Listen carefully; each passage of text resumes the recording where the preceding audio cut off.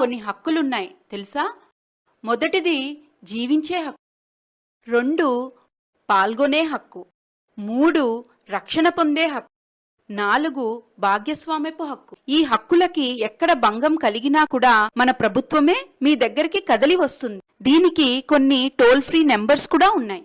1098కి call చేసినా లేదా dial 100 call చేసినా కూడా మన సమస్యలు పరిష్కరించబడతాయి. అమ్మా